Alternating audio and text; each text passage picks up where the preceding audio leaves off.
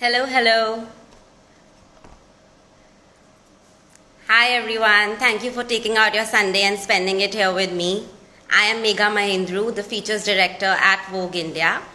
We are going to kickstart the third day of the How I Made It series, which is an inspirational series of Vogue editors talking with some phenomenal women. We've had fashion designers, we've had film stars, we've had actors, so I feel filmmakers, and today again we have a really inspirational woman coming up next. I would call her a game changer in every sense of the word. She's fierce on the field as she is frank off it. A serial record breaker. Let's not waste any more time, and I'll bring up the cricket captain of the Indian team from the ODI side, Mithali Raj.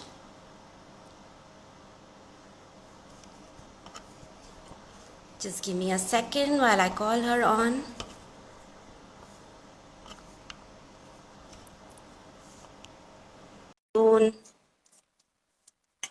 Mithali, if you're here.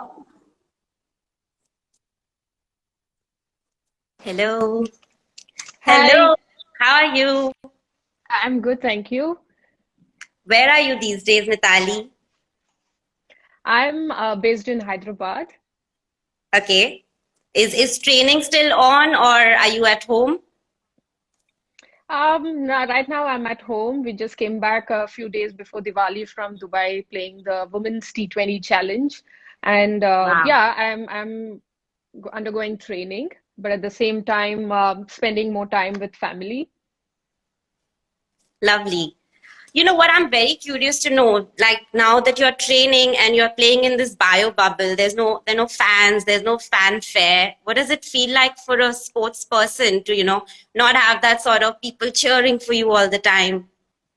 Well, on a lighter side, I think I've played most of my, the early years in empty stadiums. So for me, it is not a big change. But I guess for women's cricket, yes, fans have been a very integral part of promoting the sport globally. And we wanted, if you see in the recent T20 World Cup, Women's World Cup, early this year, which had a turn up of a record in the MCG stadium, filling the entire Right. stadium. So we definitely would love to have the fan and the people turning into the stadium to watch the sport. But yes, we do also understand the current times, and it's important that you take the precautions, but at the same time keep the sport going.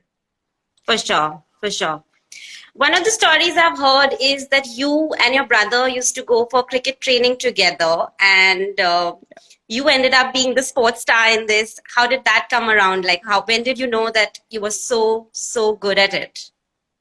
Honestly, I was too young to take any decisions. I was probably 10-year-old when, my dad actually wanted me to get into sport for a different reason. Obviously, I was as a child, I was a very lazy kid who would love to sleep through the I morning, don't believe and that.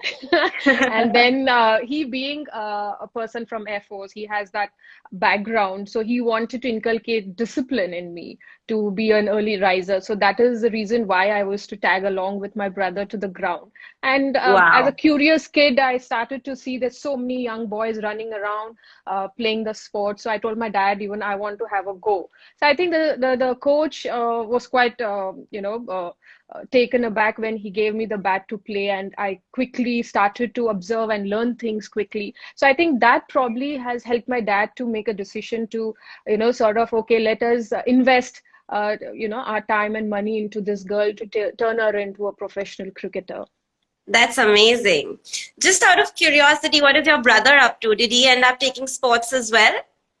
Well, I think my brother played till his school level, but because there's so much of competition in the boys and the men's, and at some point I felt that my dad felt there was not much of a focus in terms of my brother to pursue this sport as a career. So my brother got into science. He's a environmentalist now. He got into studies Oh, wow. after his boards. Yeah. That's amazing. And your mom wanted you to be a dancer, is that right? What made you choose your dad's path, not that? Well, yeah, mom wanted me to be a classical dancer. Even I actually started dance, dance was something I was very passionate as a young kid. Cricket happened to me, but dance was a choice that I made. You know, I wanted to learn dance. I learned Bharatnatyam under Ananda Shankar Wow. Jain, and I continued both at some point during my school days, where dance used to be weekends, and I used to train weekdays for cricket. But what happened is both were so they're so different in terms of the field that Yeah. they are. And I used to miss dance shows, and my dad always made me choose the cricket tournaments when they were coinciding. So somewhere, the dance teacher felt, okay, it's time for this young kid to take a decision, to take one profession and take it seriously, because I was trying to balance both. Somewhere, one used to miss out, and that more often I used to let go dance. So that is why I think when I was giving my 10th boards, I was pretty Yeah. much in the probables of the 97 World Cup team. My dance teacher said that, I think it's time you take a decision. Your daughter should take a decision to pursue one as a career and not both, Hmm. because it's getting too True. difficult.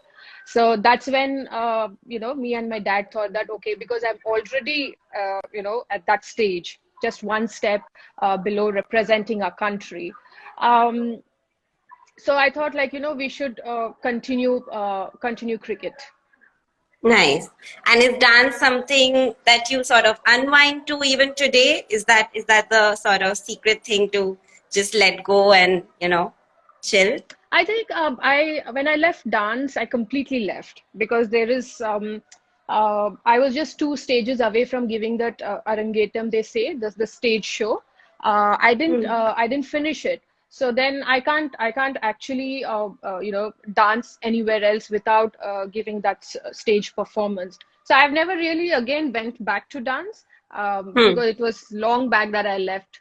So I don't I told my mother, in fact, I said, if I take an early retirement, I'll go back to dance and I'll start learning. But Wow, we can't wait to I see that as well. but I think I don't know when if and when I take that decision. That's amazing. Today we have so many sportswomen. There's you, there's Mary Kom, there's Saina Nehwal. We have so many inspirational sportswomen to look up to. But when you were growing up, who were the women who were inspiring you back then? I think for any young girl, the first inspiration or the first person they look up to is the mother, because they're more often around their mother at home. So for me, my mother has been a great source of inspiration, because For purely sure. because though she wanted me to pursue dance, but she's never forced any decisions, choices on me as a young girl. She's given me that freedom to make decisions, to stand by them. She taught me about organizing. She taught me about how to make timetables and follow it like a regime, pretty much. And she's also a very hardworking lady. When I started to pursue cricket, it was very important for me to have one of my parent at home when I get back from training or when I get back from tournament. So my mother, she was working for tourism. She had to let go her career to stay back at home and look after me. So that was a very big sacrifice from a mother. And she is one of the inspirations. And secondly is my dance teacher, Ananda Shankar Jain. I remember, like, she was this sort of a presence that everybody looked up to as a young kid. When she used to come for dance classes, take our dance classes, she would always drive down in this big car. Way back in 90s, I think for a woman to drive a big car is a huge thing. And Yeah. she had a very big post in a government institution as well, and she made it all by herself. That was something that I looked up to her. I thought, like, okay, when I grow up, I should be as independent as her. So she was my second person who I got inspired growing up. That's amazing. I totally agree. Moms are the way to go. Um, Coming to, like, it's been 2 decades since you've been playing, and I'm sure the cricket industry itself has seen a sea of change when you see, like, the popularity of women's sport today. Yeah. What were the sort of challenges you had back then, and versus what are the challenges that you face today, when the infrastructure is a little bit better, the viewership is picking up? What are the things that have changed? Well, see, when I started playing way back in the 90s, anything to do for a girl with sport or any sort of a choice that you make, which is a little out of the usual stuff, is always looked down upon. It never comes with an applause because you're doing something different. And for us, and for me, and for my dad, and for my mom also, the first big challenge has come in form of my grandparents, because hailing from a South Indian family, I'm a Tamilian, and my grandparents never wanted me to be into sport. So they detested the fact that, my parents were actually wanting their young daughter to get into sport, a sport which is so rough. They're prone to be injuries, and it is always known for men's cricket. I mean, when you talk about cricket, everybody always spoke about men's cricket. The round Yeah, table for or the sure. discussions on terms of cricket was always be towards men. It was never about women's cricket. So my grandparents Yeah. never knew that it could turn out to be a career. So they didn't wanted to meet their granddaughter to be into sport. So that was the first challenge that my parents had to face. And secondly, when you pursue a career where there is not much of a return, there was no money back then in women's cricket, and no Mm. popularity. So it is just the passion for my parents that, the daughter have to wear the blue jersey one day representing the country. So only to pursue that, they had to forego a lot of challenges. As I said, my mother had to let go her career. My dad had to let go his promotion in the bank, because if he got the promotion, then we have to shift base. So then, we have to Training. entirely, yeah. So that would be again a challenge. And my brother had to face also challenges, because when both your parents are giving all their time, investing all their time in making a career of their daughter, the second sibling, the second Uh, child always is neglected. But my brother never really took it in any other form, but he's always been very, very supportive of my career, and he's also played a greater role. Many people think that I'm the only child for my parents, because the amount of the focus was so much on me that my brother had become like a backdrop, but never had it had a negative implication on our sister that's brother amazing. relationship. He's always been very supportive.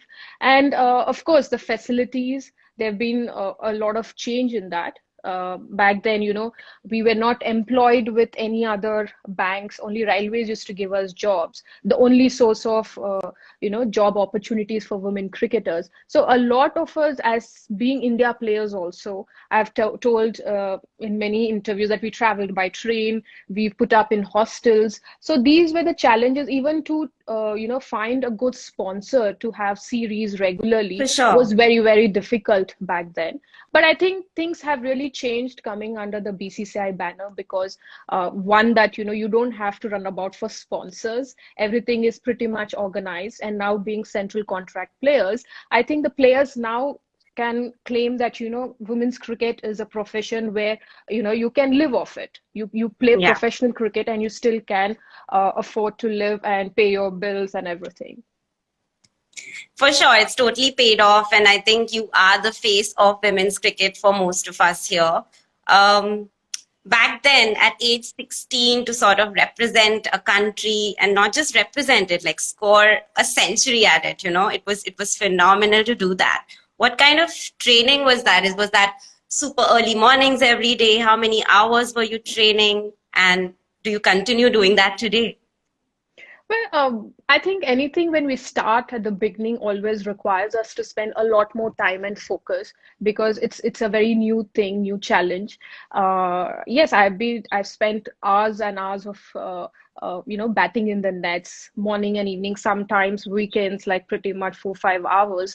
But I think that has helped me to actually have a very strong fundamental base for surviving all these years in international cricket for good 20 years. And now, of course, I train quality. Back then, as a young kid, yes, it's more of quantity that you would like to spend, because you are, again, as I said, you're trying to understand the fundamentals of the game and brushing it up. But now you're in a different stage where you try and analyze your game and try and strategize, because you want to work on your strengths, amplify them, and at the same time aware of your weakness and try and work on them. Lovely. Coming to like what I really love about you is how you give it back when you need to give it back. In a sport that is called gentleman's sport, there's sort of this intrinsic bias to gender, class, everything, you know.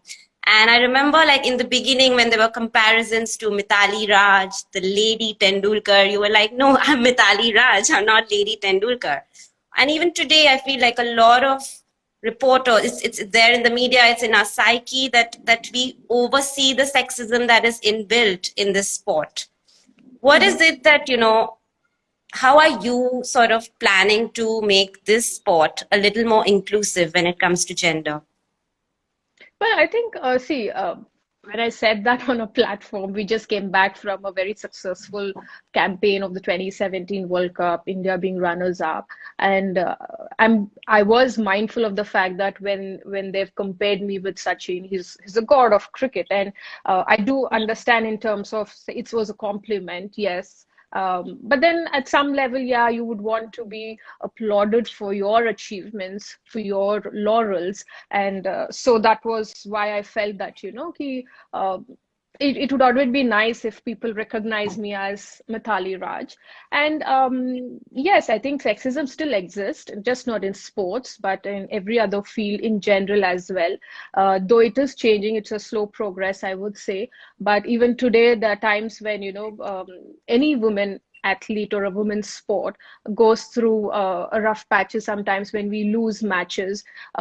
It's not about the players, but it is more about people, you know, tweet saying that, okay, women's sport is boring. Women's, they don't know to play. They don't have strength. They can't play this, or they can't play that shot. So, I mean, even the criticism is more towards sexism rather than towards the ability of a player. You know, I feel that it's important that people understand to view women's sport as a sport in its whole.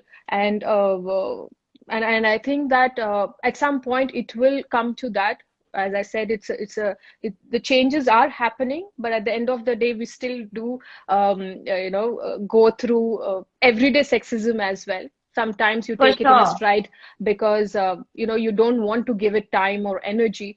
I have my priorities. I have a lot more things which are more important to me than actually giving those remarks more time. But if it is quite glaring or it is on my face, then I make it a point to put my foot down and step up and say that, you know, women also, if they're given the right kind of a platform and opportunities and exposure, things will change. And it has. If you've seen the way women athletes around the world, in our own country, we have so many women athletes who have Yeah, broken the glass ceiling with a lot of challenges. For women, it has for sure. always been that we have to do extra bit of hard work, extra bit of achievements to get the spotlight on us. And it has always been that way. But I'm sure with a lot more women achievers coming into the foray, I think things will change. And you know, every time you do make something, every time you just call out on that sexism, there are lots of detractors, there are trolls on social media. Does that affect you in a way that, you know, enough of this, I can't sort of keep doing this? Does it get exhausting? Initially, it did, but when you're new to social media, it does, because a lot of things is said in a very negative tone and tenor. But with time, you understand that, okay, if you're going to accept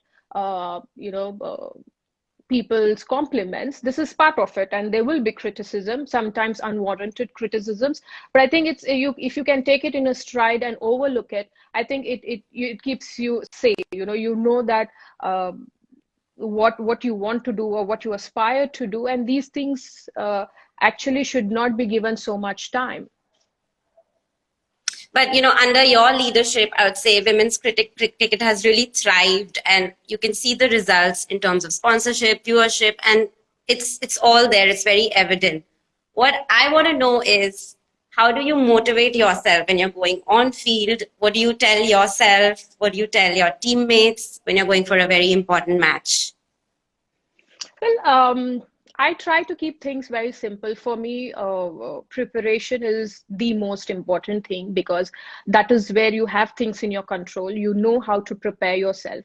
But what happens on the ground, nobody can predict. and you don't know how the match is going to take a turn or in whose favor it is going to go. But all you can do is to give your best. So I try to push the girls during training sessions, but just before getting onto the ground, I always tell them that try to keep simple, be aware, and be on the ground, because when you're aware of things around you, you're able to read the game much better, rather than being in emotions of confusion, anxiety, and with questions like what's going to happen, or if you're giving too much importance to the result, which is at the end of the day, you don't focus on the process, which is very, very important. And at times when I feel that I'm nervous, which is quite natural even for leaders, for captains to feel nervous, I do put up a very composed body language, because when it is a very important game, your team looks up to the captain. They look up to the leader to guide them. So at that point of time, I would like to give them a very strong look, saying that, as a leader, I'm very confident about the pack. I am confident about my team doing well. So I think that's Yeah. very infectious, and then that starts to spread around, and you tend to see your own teammates stepping up and performing. And at times Yeah. when I address them in the meeting, it's sort of I'm even addressing myself. Like what I would like to tell myself is what I vocally, talk it aloud, so that, along with them, even I'm sort of, motivating Motivated. myself. Yeah. Yeah. What has been like advice that has stuck to you, the best advice you got in life that you still sort of, follow? I remember my mother way back when I just got into cricket. I used to train in the camp, come back home, and she would like, let's do shadow practice. I said, I just finished training, so why do I have to train? So she's like, when you go to the school, you attend classes, but when you come back home, you still do homework. Homework is very Yeah. important, no matter whether it is cricket, school, whatever you do in life, you always have to do your homework. Say even tomorrow, if I'm going to go for a press conference, I do my homework. I do what is required to understand my team. And I do prepare before the matches. I prepare my strategies, read the opponents. This is the homework I do, because homework is what gives you an edge when you're competing at the highest level. It's that extra bit of hard work that you do, then the rest is what gives you the edge. So that is something has always stuck in mind. So no matter, whether it is a domestic game or international game, even a tennis ball game, I always prepare well. Yeah. Preparation is something I give a lot of importance to, and that is where I take a lot of confidence when I'm going into the ground, because I know I have done well. It's very similar to preparing for the boards. For 1 month, you day in, day out, you prepare, and then you get into the exam knowing that you prepared all the chapters. So with that confidence, Amazing. I get into the ground. Yeah. That's amazing. So, these chats are in the lead up to our Vogue Women of the Year awards, which you've won in our debut edition, actually. And one of the hosts was Tapsi Panu yesterday, who is playing you in your upcoming biopic. I wanted to know how involved you've been in the movie. Is it something that's based on your autobiography? Tell me a little about that. I am very much involved in terms of the script, giving them inputs as and when it is required. But I think getting it onto the screen is completely their process. And Yeah. I did meet her once, and it was quite funny to see how different we were. She was very chirpy, very energetic, and I'm a sports So are person, but I you. was very calm, quiet. And Okay. she said, like, Mithali, it takes a lot out of me to help you talk. So I said, give me some time, I'll get used to it. But I'm sort of an introvert and she's an extrovert.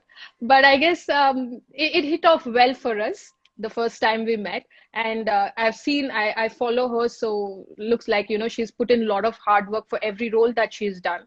And I'm looking forward to how she's going to, play my role on the screen. That's amazing.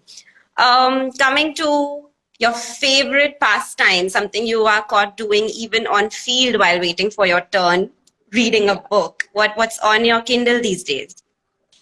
Well, I don't have, I'm not reading on Kindle, but I'm actually like, I love holding the books. It's that feel that you get when you're Yeah, actually I flipping love the that too. pages. Yeah. So I'm reading a very old book gifted to me recently by a coach, The Man, and it's about the president of US who happened to be a Negro, and his challenges of being a dark color man and playing the most important role in the United States of America as a president, and how people have the prejudices about certain section of people, and it's a very nice story, a very thick book, so it keeps me like glued to the Motivated. yeah. That's nice. Your birthday is coming up next week. Yeah. What are the plans? How are you celebrating? Well, I'm not someone who's into partying and everything, but I'm just happy to be celebrating with my family, because a lot many times after playing cricket, like after started playing cricket, most of the time I've celebrated my birthday with my teammates on tour, because December is a time Right. which is an in season, and hardly I've been at home for birthdays. So I think the last couple of years I've been at home, so I think my mother is enjoying having a daughter around on her Nice. birthday. Yeah. Oh, that's lovely. At age 37, when you see players like Shifali, like Jemima, who are so young, they're so young that they were not even born when you were doing like your international Yeah. debut. What Yes. what is the sort of team dynamics? It must be so fun.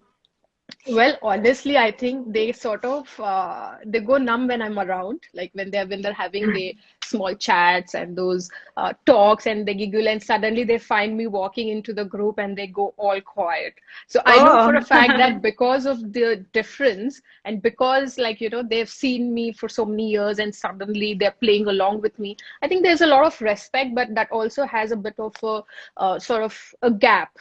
And I try to sort of crack a joke or something, but I know for a fact that they're all like guarded when I'm around.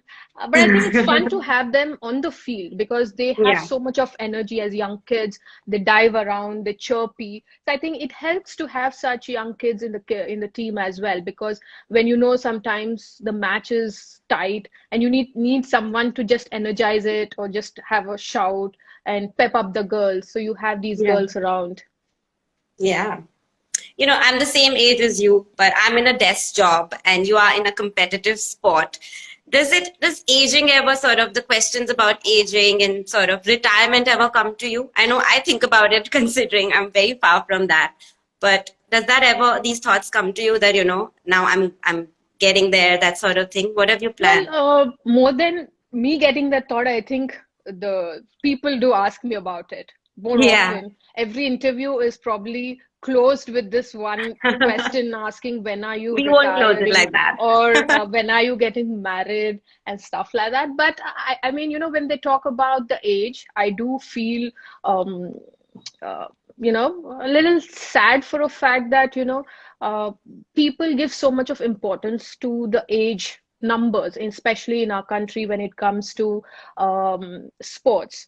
Because Yeah. I've seen, having such a long career, I've seen that when it's just not about me. Even when Sachin was around this age, I've seen every interview of his. The reporter is asking, what next? Yeah. The player is still playing and you're asking what next Yeah. And after retirement. overperforming at that. Yeah. So I think it is very sad to see such questions posed to a performer because they are at certain age. I mean, when, say, if you're in your late 20s, if someone is not performing in one or two games, the reason is given could be bad luck or Yeah. lack of form.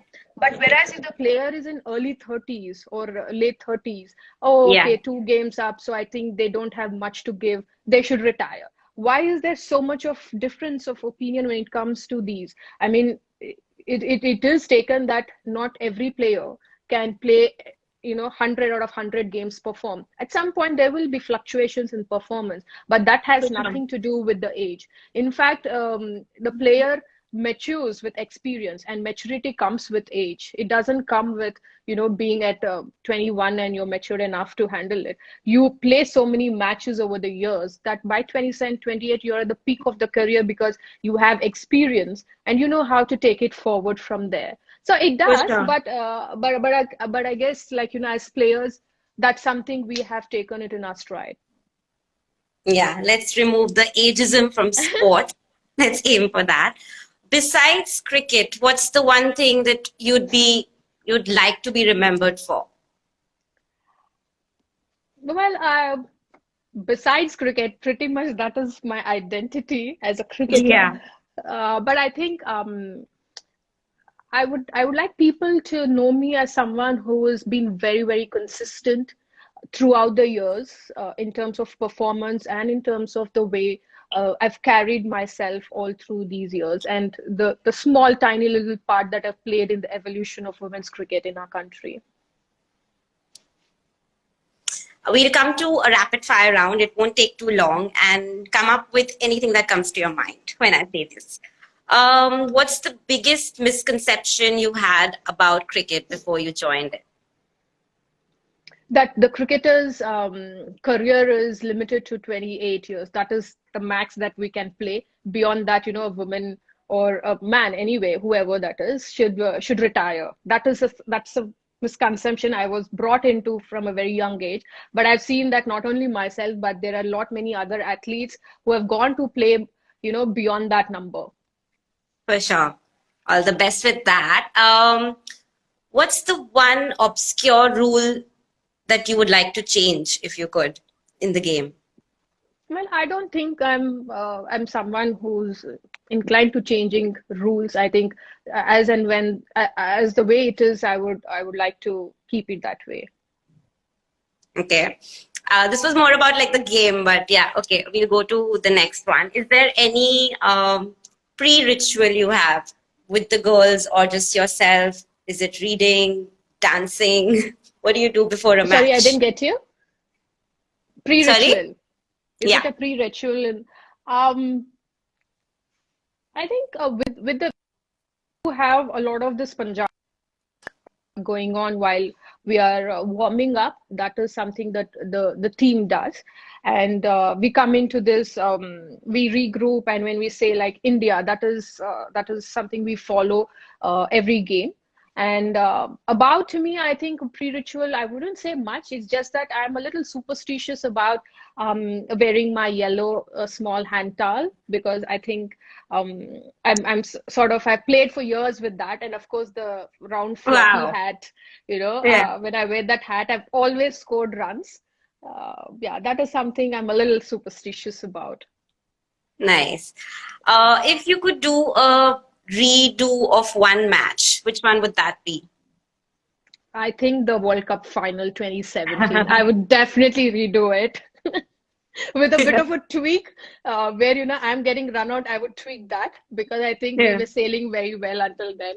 And if we can tweak that, I think the lower order wouldn't come into the scene. Yeah. If there was one person, it could be a celebrity, it could be anyone, who you would not, who you would give a free tutorial in cricket to, who would that be? Well, I would give tutorial to Kareena Kapoor. Okay. Why is that? Because I think I mean I like her as an actress. She's my favorite actor. So I would like to see her play, or play some sport. I've never seen her play any sport, so that's why. That's nice. What's the craziest location that you've played at so far? Um, Craziest in what sense that you're asking? Like you, Something that blew your mind in a way. um, I think MCG, because the stadium is like, it's so intimidating. It just rounds up and you feel like everybody are onto you. That sort of a feeling you get when you play in MCG. And yeah, I think to have people around a filled stadium any day is the craziest thing because you have so many people, so much of noise, and in that noise you have to find your teammate, get everything Yeah. going. So it is crazy, yeah. That's lovely. Okay, lastly, if you could call upon three women for dinner during the pandemic, you could choose the world, you could choose people living, dead. Who would that be? Um, Three people.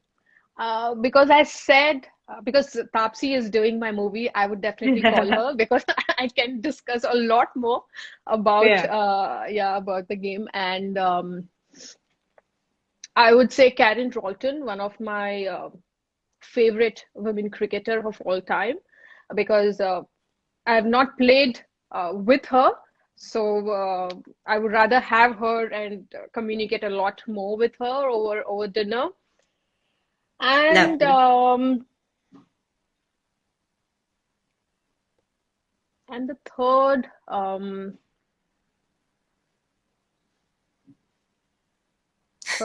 as of now, I can't get any other name. Um,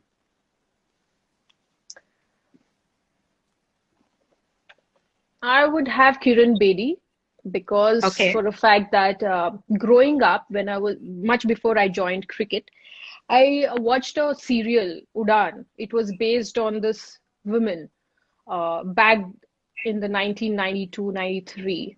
So at that point of time, she was someone we all would get inspired with her journey as a woman and in that field. So I would invite her because I even follow her on social media purely because of that. She's been an inspiration for a lot of young girls, for me as well. So yeah. Thank you so much for taking out time on a Sunday and doing this with us, Mithali. Hope you Thank have you. a Thank you great for weekend. having. Yes, Thank you you. too.